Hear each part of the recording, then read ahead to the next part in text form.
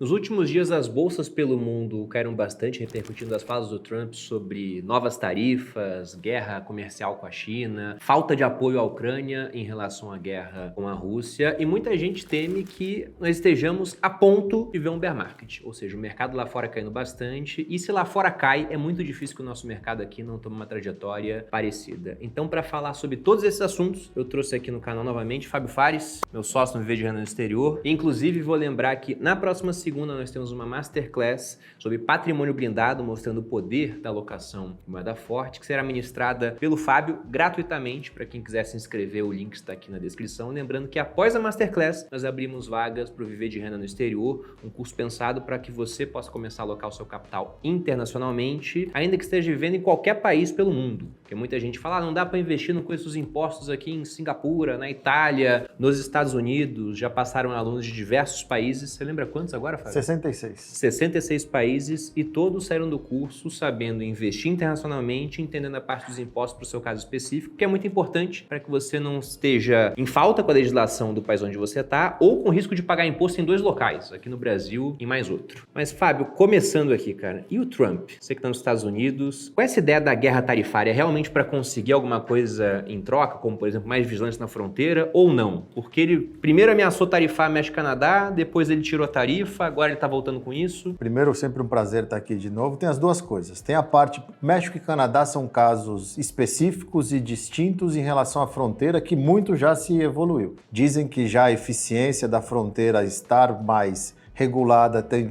diminuir em 80% ou mais o fluxo de imigrantes ilegais ultrapassando a fronteira, mas ainda tem o problema das drogas, o fentanil, que é bem pesado nos Estados Unidos e vem dos dois lados. A gente fala, mano, o que o Canadá tem a ver com isso? Para vocês terem uma ideia, na lista de terroristas mais procurados nos últimos anos, 280 e alguma coisa passaram pela fronteira entrando nos Estados Unidos via o Canadá, por causa do processo imigratório canadense que tem falhas, segundo o próprio Trump falou. Agora, com a China é diferente, porque a China ele tem um déficit com os Estados Unidos e a China ele está indo gradativamente fazendo aquele briga com o Xi e faz as pazes para tentar chegar em um meio tempo, fora que ontem, quando ele vem falar para a nação no State of Union no Congresso, ele citou Brasil, Índia e Europa também, que são países que tarifam os Estados Unidos muito e os Estados Unidos não tarifam nada em relação à balança comercial. Então isso também vai ter repercussão no curto prazo, porque vai vir coisas de tarifas, é a meta dos Estados Unidos, o slogan é American First. Então é isso que ele está fazendo. Quanto à questão de Brasil e Estados Unidos, se a gente pega a tarifa média que os americanos aplicam na gente, é coisa de 2%.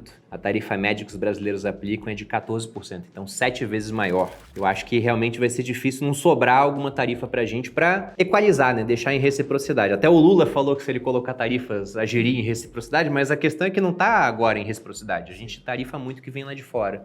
Mas um ponto que me chamou a atenção nos últimos dias, por exemplo, essa guerra tarifária do Trump, tarifando vários países, o que deve acontecer ao longo do tempo. Você citou que ele está de olho em Índia, por exemplo, países europeus também, não só México, Canadá e China. Isso tende a elevar preços no mercado americano. Sim. E aí, com uma inflação mais alta, um banco central responsável e independente, o Trump vai criticar, logicamente, mas eles vão aumentar juros, ou manter os juros como estão agora, sim, altos por mais tempo. E se a gente pega em livros de economia, embora não seja aquilo que aconteceu nos últimos tempos, quando você tem juros mais altos por mais tempo ou juros aumentando, isso é muito ruim para os ativos de risco. E ruim, inclusive, para a atividade econômica. E se a gente pega a projeção que foi feita pelo FID de Atlanta, que me chamou muita atenção, eles revisaram a projeção do PIB do primeiro trimestre. Há 4 semanas estava em 3,9% de crescimento, há 2 semanas em 2,3%, há uma semana em menos 1,5% e a última projeção foi para menos 2,28%. E a gente sabe que o mercado, ele antecipa o que vai acontecer na economia. Sim. Então, se o pessoal vê, caramba, o PIB não vai crescer, vamos entrar em recessão, o mercado já cai antes. Você acha que a gente pode estar realmente entrando num período de bear market? A gente vai ver uma queda grande do mercado? Eu não diria uma queda grande. A gente tem que separar duas coisas e uma das coisas que a gente tem que olhar com muito carinho é a equipe. A equipe que está cercando o Trump nesse mandato ela é extremamente qualificada. Então, o secretário do Tesouro americano, o Bessent, ele fala uma coisa, o foco do governo nos Estados Unidos não é a taxa de juros de curto prazo. Isso é problema do Fed, a inflação é problema do Fed e ele vai ter a liberdade de fazer aquilo que for necessário. O secretário do Tesouro está preocupado em dar condições para os investidores terem confiança que os juros de 10 anos americanos vão fechar porque eles estão fazendo o que são necessário para trazer esses juros para baixo, consertar o problema problema da dívida pública, melhorar as tarifas para ser mais arrecadatório, para ter mais dinheiro para pagar essa dívida ou estancar essa dívida que está descontrolada. E com isso, com essas coisas, são boas para as empresas, porque a empresa não está focada no Fed Fund também. A empresa se financia com taxas de médio e longo prazo. Então esse foco é muito importante. No curto prazo, se você olhar hoje no mercado, desde que ele assumiu, a gente veio de uma precificação de um corte de 2 cortes esse ano, depois fomos para só um corte. Nessa animada de não vai ter tarifa, põe, cancela, ele está meio que brincando de São João, né? Tem tarifa? Não tem. O mercado voltou a ficar animado para 1% de corte e hoje a curva está fechando de novo. O Morgan Stanley soltou um relatório hoje de manhã falando, não, juros para o final desse ano provavelmente vai estar em 4,25 ainda, porque não tem espaço, mas já vê os juros caindo no ano que vem. A gente tem 7 tri de rolagem de dívida que está toda estancada no curto prazo. Se ele consegue derrubar as expectativas de juros de longo prazo, o mercado não se antecipa. Esse juros de 10 anos vai cair, ele consegue alongar essa rolagem, porque eles vão querer travar a taxa mais longa por mais tempo, e com isso deixar o tesouro ganhar fôlego, porque agora ele está rolando o T-bill o tempo inteiro. Um dos grandes financiadores dele, inclusive, é o Buffett, que tem lá os seus 300 bilhões de T-bill. Então ele está rolando o T-bill o tempo inteiro. Isso tem um custo altíssimo com esses juros altos. Essa é a parte ruim para o governo americano. Se a tarifa é inflacionária ou não, a gente tem na teoria. Na prática, quando a gente viu isso lá em 2018, ela não foi inflacionária. Tanto que o Fed ainda injetava dinheiro para ver essa inflação chegar nos 2%. Hoje ele colocou tarifas de alimentos mais 10% nos alimentos vindos da China e os produtores chineses falaram que vão abraçar essa tarifa. Não vão repassar o preço. Então já não vai ser inflacionário nesse aspecto. Precisamos entender como que são os impactos na hora que as tarifas estiverem e quem vai segurar. E daí volta para o cenário muito parecido com 2018. O que acontece em 2018? A gente tem um ano muito bom, as tarifas estavam funcionando, estavam rolando, o mercado extremamente empolgado, aí vem outubro. O último trimestre de 18 foi quando tarifa no aço, tarifa no cobre, e as empresas represaram essas tarifas para não repassar, para não ter inflação, porque o Fed já estava subindo juros. Aí o resultado, os EPS foram para baixo, a bolsa cai em 2018, se não me engano, quase 7%, só no último tri foi muito feio. Isso pode se repetir aqui. Nesse começo de ano... E logo depois voltou a subir. Vem 23, 24, 50% de coisa, porque estabilizou.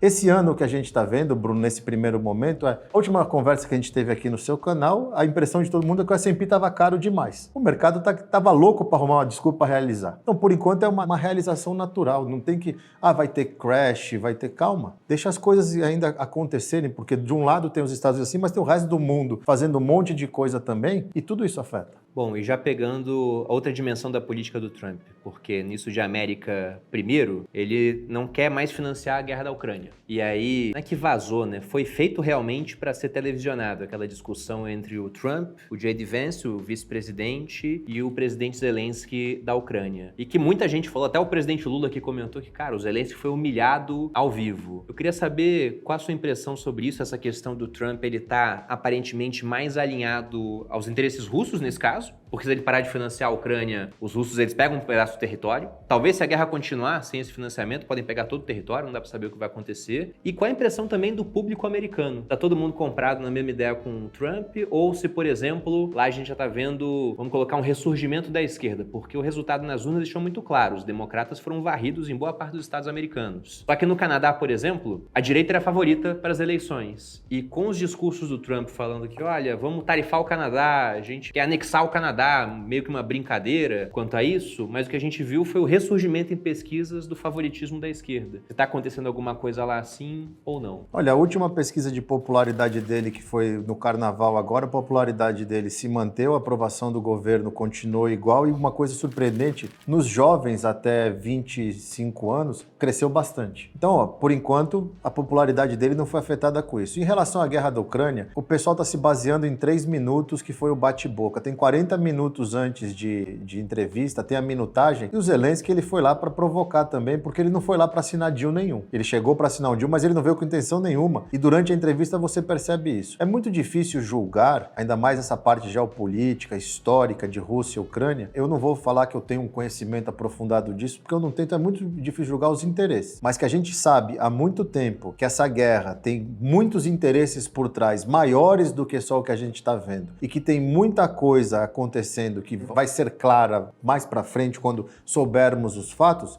os Estados Unidos estão fazendo a parte dele. Eu não vou mais financiar isso desse jeito. E outra coisa, se o problema é aí na Europa, por que a Europa não põe alguma coisa? Ele começou a falar isso, a Alemanha arrumou 500 bi. A França já está arrumando dinheiro para fazer um fundo para ver a guerra e ao mesmo tempo, depois do bate-boca, Zelensky vai para Londres, fala com o primeiro-ministro de Londres, tem a reunião lá na Europa dos membros, até o Trudeau está lá conversando. O Zelensky ontem à noite falou que vai assinar o deal, que está pronto para assinar, já ligou para o Trump e deve acontecer entre hoje e amanhã. Então, alguma coisa ele foi avisado também que não vai ter tanto dinheiro do outro lado. E ele vai assinar o deal de minerais com os Estados Unidos. E foi falado isso hoje de manhã, a gente está gravando aqui na quarta-feira. O que é esse deal de minerais, só para o pessoal saber? Para os Estados Unidos poder explorar os minerais especiais que tem lá na Ucrânia em troca de todo o dinheiro que ele deu para lá. Então, assim, ele ganha. A Ucrânia é uma grande reserva de alguns minerais importantes que hoje são essenciais para o desenvolvimento de semicondutores e tudo mais. O deal é, ó, eu te ajudo, mas em contrapartida eu quero ter o direito de explorar isso daí. O que a China já tem feito com alguns parceiros também. Ela faz essa troca. Eu te dou a infraestrutura, as suas minas são minhas. E, na tua visão, como é que está a economia dos Estados Unidos diante do que vai acontecer? Porque a gente vê um esforço por parte do governo, capitaneado lá pelo DOGE, o departamento que o Elon Musk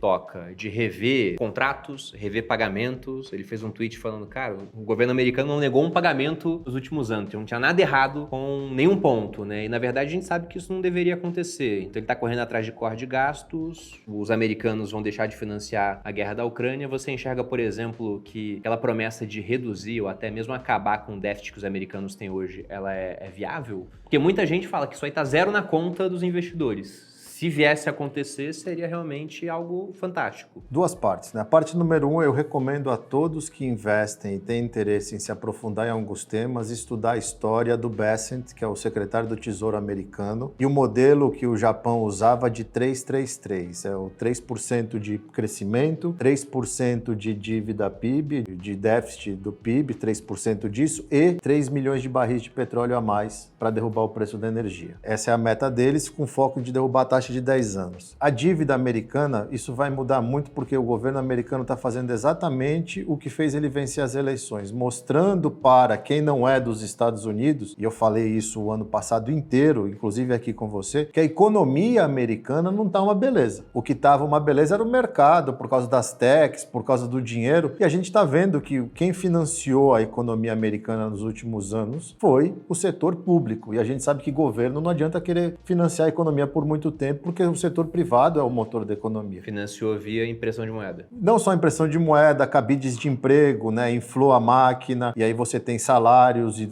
esses pagamentos que não se... Financiou dezenas, centenas de ONGs para fazer um monte de coisa, e a gente sabe que nem todo o dinheiro que vai matar a fome das crianças do Marrocos que passa, chega lá. Isso tudo, o Doge está mostrando várias coisas dessas, vários contratos que são questionáveis. Tem um contrato para fazer o Sesame Street, que é um seriadinho de bonequinhos, de pelúcia, o cookie, $500 mil para crianças do Iraque. E não tem um episódio, não acharam um episódio. Então, assim, tem muita coisa que estão falando, para onde está indo esse dinheiro? Essas coisas vão ser feitas. As demissões de enxugar a máquina que estão fazendo nos Estados Unidos, por isso os números de emprego estão vindo ruins e as perspectivas, a confiança começa a diminuir, porque perdendo emprego, o cara falou, opa, tem que parar de gastar. Para o setor público diminuir e para o setor privado começar a ganhar força e tração e condições econômicas para crescer. O Trump falou isso no primeiro dia de governo, falou isso já algumas vezes via as redes sociais e falou isso ontem no State of Union. Vamos ter um pouco de dor agora para colher os ganhos no longo prazo. 2025 vai ser um ano desafiador. Eu acredito que essa revisão do PIB ela vai ser revisada para cima de novo, porque hoje saiu o ISM muito bom e um ADP mais fraco. O que seria o ISM e o ADP, só pessoal? O ISM é um índice que mede atividade. Então, todo começo de mês sai os PMIs e um deles é o ISM, que mede atividade, mostrando que a atividade ela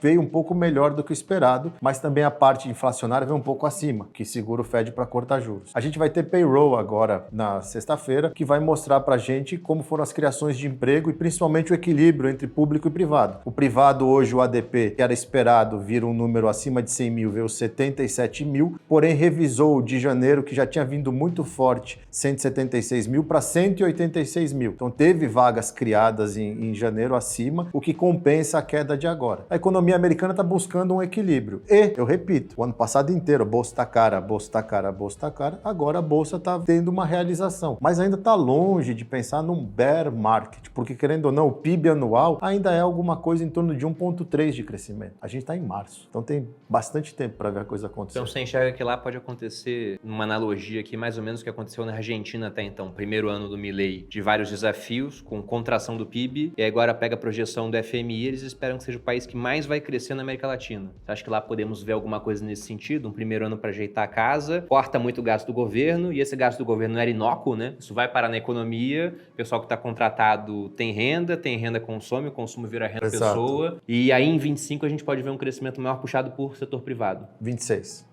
Isso, 26. Sim, eu acho que é um pouco disso, e lembrando que a gente vem de 2 anos extraordinários, tanto de crescimento americano de PIB, como de crescimento de bolsa. A gente vem de 2 anos de mais de 20% de alta nos mercados e de um PIB forte de quase 3%, 2 anos seguidos. Financiados por uma máquina pública, mas está tudo bem, agora isso rearranja. E a gente sabe, né? A economia de países desenvolvidos como os Estados Unidos, que acaba sendo um trator em relação a uma economia brasileira, que ele é mais um trailer, como você falou na introdução, não tem como o Brasil não sofrer. Ele sofre quando vai mal e ele se beneficia quando vai bem. Ele sozinho não faz a festa. Os Estados Unidos sozinho faz as coisas porque é uma economia desenvolvida. O turnover lá é muito mais rápido. Então, assim, eu não acho que é motivo para ficar pessimista, eu não acho que é motivo para achar que vem aí, vai explodir uma bolha e tudo mais. Não tem sinais disso, mas tem uma desaceleração depois também de 2 anos muito fortes. Se a gente pega a média dos últimos 10 anos, e isso eu estou excluindo ano passado, até uma estatística que você me passou, de que o S&P estava subindo 12% ao ano. Se a gente tem um ano em que ele sobe mais de 20%, aqui em reais ele subiu quase 60%, porque o dólar também subiu 27% contra o real. É natural que você tenha que ter anos que puxem a média mais ou menos pro local onde ela tá, né? Não dá para esperar que vai subir 30% ano após ano. Então pode ser que a gente tenha um ano de patamares de bolsa mais comportados. Mas também não dá para saber. Né? A economia lá muda realmente de maneira muito rápida, é muito dinâmica. Mas à luz disso, pegando um outro ponto, né? Eu queria falar de Brasil, mas tem um último ponto para falar dos Estados Unidos. E quanto a dólar? Porque, por exemplo, aqui no Brasil, nós vimos, por motivos internos e externos, o dólar se fortaleceu contra as divisas do mundo todo praticamente, mas aqui a gente viu o real passar, aliás, o dólar passar de R$6 contra o real. Agora ele caiu, tá na casa ali dos 5,80. Aqui no Brasil nós estamos subindo juros, mas a expectativa lá fora, pelo menos até agora, é de manter a taxa de juros americana num patamar ainda alto. Você acha que esse patamar que a gente tem agora, eu sei que é sempre muito complicado falar de direção de dólar contra real, mas é um alívio temporário? O dólar tende a ficar mais caro contra o real, até porque pode vir tarifa aqui para cima do Brasil, a gente não sabe como é que a economia vai reagir, ou não? A tendência é que o Trump queira o dólar mais fraco, até para melhorar a questão de exportações dos americanos. Não, que o governo americano quer o dólar mais fraco, isso é nítido, e ele precisa do dólar mais fraco para, inclusive, equilibrar as transações comerciais. Então, a gente chegou a ver o DXY, que é o índice dólar contra as moedas fortes, chegando a quase 110 pontos, quando o real estava, no final do ano, quase a 6,30, que foi o que a gente chegou. Agora, o DXY está a 105 e o dólar está patinando, dando uma enfraquecida hoje com as notícias da Europa, fazendo emissão de dívida para poder captar dinheiro para a guerra e tudo mais. O euro deu uma disparada, o estímulo fiscal o juro sobe na veia, a moeda acaba se apreciando frente ao dólar. Então, isso os Estados Unidos quer. O nosso problema é que a gente tem piso. O 5,70 é o piso que o mercado aceitou e foi lá mostrar que era o piso e voltou a subir. Foi o que o Haddad falou, né? Inclusive, ele botou esse valor. O ministro da Fazenda colocou piso, o mercado vai respeitar esse piso. 5,70 é o justo? Então a gente vai lá e vamos ver o que vai estar acontecendo. O nosso problema eu falo isso sempre. Primeiro, para o investidor não devia importar quanto está o dólar. Nunca vai ter um momento ideal de comprar dólar, você tem que ir comprando. Agora, pensando em termos de Brasil e moeda, eu fiz uma provocação no dia 15 de fevereiro e mantenho, eu estava 5,75. Eu falei, olha, não esperem que isso seja algo que veio para ficar ou que vai fazer o real se apreciar mais para 5,60. Podemos até ter um momento de bonança disso, mas tudo indica, e a Focus mostra isso, que para o final do ano está todo mundo esperando esse dólar mais alto por uma série de fatores. E o principal fator que eu acho que vai mais fazer preço na nossa moeda, independente do que acontecer fora, é que a gente está chegando muito próximo de um processo eleitoral, a coisa começa a aquecer, onde a popularidade do presidente está baixa, as medidas que eles tomaram não estão fazendo efeito e precisa eleger alguém ou se reeleger e a máquina na mão. Eu não vejo nada do que a gente já conversou várias vezes sendo direcionado para resolver problema, eles só estão querendo criar mais. É o IR de 5 mil, é o gás de graça, é o consignado do crédito, isso tudo injeta dinheiro na economia, gera mais inflação, o nosso fiscal não é o uma beleza, e isso são problemas que precisam ser remediados antes que não tenha cura. Eu não consigo ver esse dólar, por mais que eu gostaria muito. Para mim, quanto mais forte for o real, melhor para mim também. Mas eu não consigo ver esse dólar fazendo sentido, ficando muito longe de onde está. Eu acho que é 5,70, 5,60 para cima. Eu só acho que pode cair mais dependendo de 2026. Se vem realmente um governo reformista e a gente pode ver um dólar caindo. Mas até lá, é isso. O governo querendo aumentar a popularidade vai ter que botar a impressora para funcionar. Porque o sucesso político não vem do controle da impressora, vem do uso, né? Então, quanto mais dinheiro você coloca na economia, talvez o governo consiga reverter a falta de popularidade do Lula para que ele possa se reeleger ou, como você disse, indicar um sucessor. Mas essa parte realmente da moeda é complexa. Eu penso a mesma coisa que você. Eu tiro o valor do dólar da conta. Tem que tirar. Eu simplesmente faço a remessa. Bom, se o mercado americano está caindo melhor, posso comprar mais barato, até porque eu não espero que ele fique caindo durante muitos anos seguidos. Aqui no Brasil esse tipo de comportamento acontece. Lá fora, geralmente as quedas são menores e depois você vê a bolsa subindo. Estatisticamente falando, eu acho que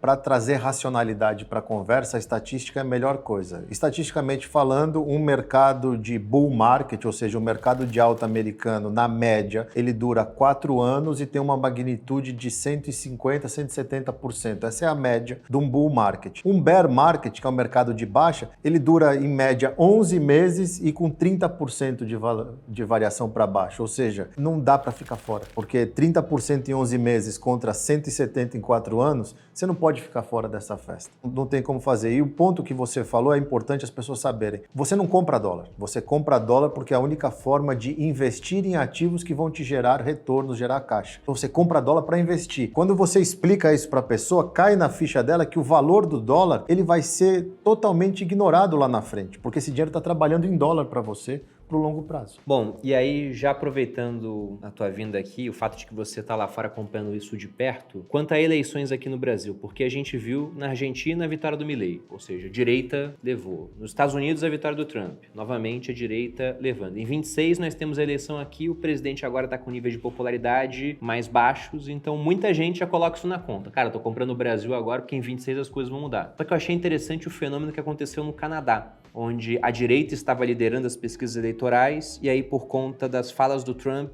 quanto a taxas e questão de anexação, a esquerda começou a ressurgir e virou líder na pesquisa. Você acha, por exemplo, que aqui a gente pode ver alguma coisa parecida caso o Trump venha tarifar o Brasil? Eu tenho plena convicção que o sonho do presidente do Brasil e do seu partido é ter um inimigo para culpar, porque ficar culpando o antecessor e essas coisas acabou, né? Culpar o Roberto Campos, por exemplo, agora já não tem mais como, herança maldita, tudo isso. As desculpas vão vencendo, tendo prazo de validade. Então o Trump seria o inimigo perfeito para você usar isso para instigar a sua base. O mercado... Será que é por isso que o Lula fala o que ele fala por aí? Querendo tomar uma para poder falar, olha, a gente está indo mal pro Trump? Sim, não, a gente vai ver isso acontecer. Isso se tivesse que apostar dinheiro, apostaria que a gente vai ver isso acontecer, que é a culpa dos Estados Unidos, o malvadão. Você precisa ter um inimigo comum quando você não tem capacidade de fazer as coisas direito. Isso é super normal e a esquerda adora fazer isso no mundo todo. Eles vivem num passado recente que não tem prazo de validade. Só que a gente tem uma coisa que o mercado demonstrou no Brasil no começo do ano, com as primeiras perspectivas, que é um jargão usado no mercado financeiro, que é o climb the wall of worry. O que é? Eu subir o muro, eu atravessei o muro da preocupação quando começou a ter uma esperança de um 2026, uma troca de poder novamente. O mercado operou isso nas últimas semanas, no começo do ano, continuou operando e está de olho na pesquisa, o que traz uma figura nova para o contexto, chamada Gilberto Kassab. Ele é o cara que vai decidir para onde vai a eleição de 26, porque se romper com o governo como ele tem sinalizado, que pode ser,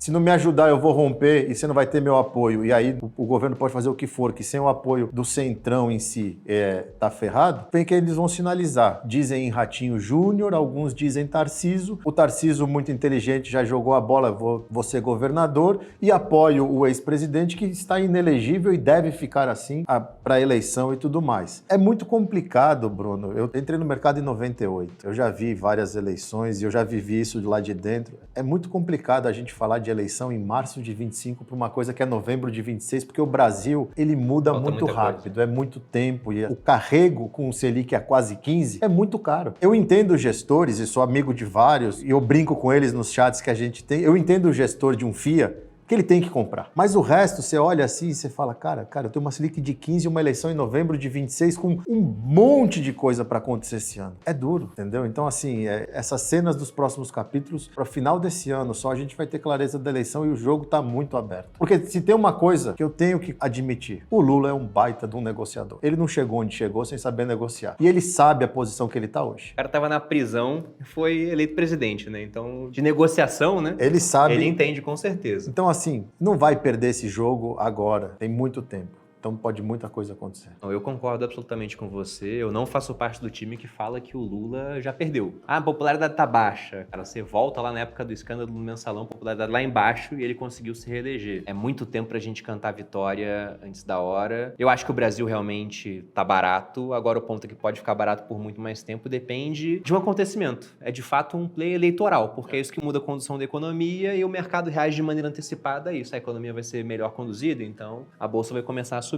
A visão do gringo para o Brasil, pessoal, como você disse, aqui no mercado operou esse comecinho de ano com queda do dólar e um certo otimismo aqui com a economia. E no final o ETF lá fora de Brasil, o EWZ, ele subiu bem. Então você acha que foi só mais um voo de galinha que a gente teve durante esse ano? O gringo tem a posição dele. Eu estive há 2 semanas em Nova York, visitei 3 hedge funds que eram meus clientes de mercado, hoje são meus amigos e peguei bastante feedback de Brasil justamente porque eu vinha para cá e queria trazer vários conteúdos em relação a isso, mas eles estão com eu estou repetindo exatamente o que eu escutei deles. A eleição é em novembro do ano que vem, a gente já viveu o Brasil, a gente sabe como é. Eles usaram o exemplo da Colômbia também, que teve um cenário parecido em relação a isso, e aqui a volatilidade te mata. Então o gringo, o que ele aproveitou? Na estressada da curva, aplicou pré, ou seja, aplicou dinheiro em renda fixa, os DIs lá, a curva longa chegando a quase 16, 15 e pouco, aplicaram um pouco disso, mas muito pouco. Eles estão esperando. O gringo, ele não precisa pegar o fundo e o topo, ele pega a tendência.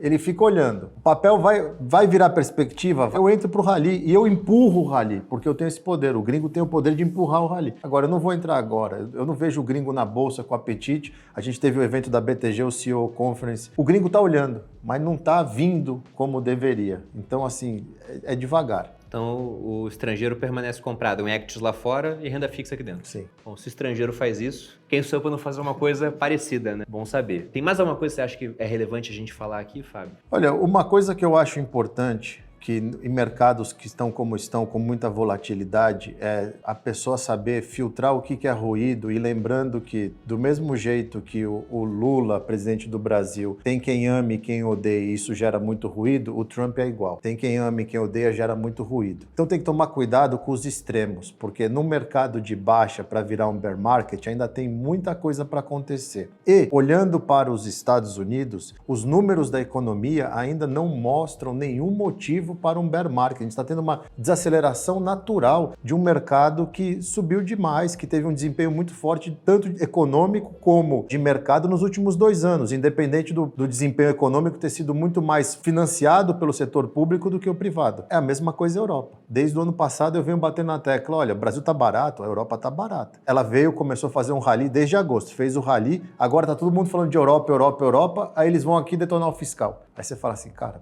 detonar o fiscal não, né? A gente está vendo tudo que acontece com um país que fica com o fiscal ruim, o mercado pune. Você vai fazer isso, a Alemanha, a Inglaterra, coitado, nem espaço tem. Então tem que tomar muito cuidado porque hoje tem muito ruído. Tenha um plano, siga seu plano e lembre-se, o que te traz resultado é a disciplina, não é acertar topo e fundo, é a disciplina e a consistência. É só isso que as pessoas têm que entender. Ainda mais em mercados desenvolvidos. Bom, para quem quiser acompanhar mais o trabalho do Fábio, fica o convite aqui novamente para assistir a Masterclass da próxima segunda, onde ele vai esmiuçar essa questão de como vale a pena ter esse patrimônio em moeda forte, inclusive, especialmente para quem mora fora do Brasil e já tem passivos em moeda forte, mas não tem ativos, porque não entende como funciona o mercado, não entende a parte dos impostos. Lembrando que em alguns países deixar de pagar imposto não é só multa e juros como aqui no Brasil, pode até dar cadeia. Então, realmente é importante entender essa parte. E para quem quiser te acompanhar no Instagram?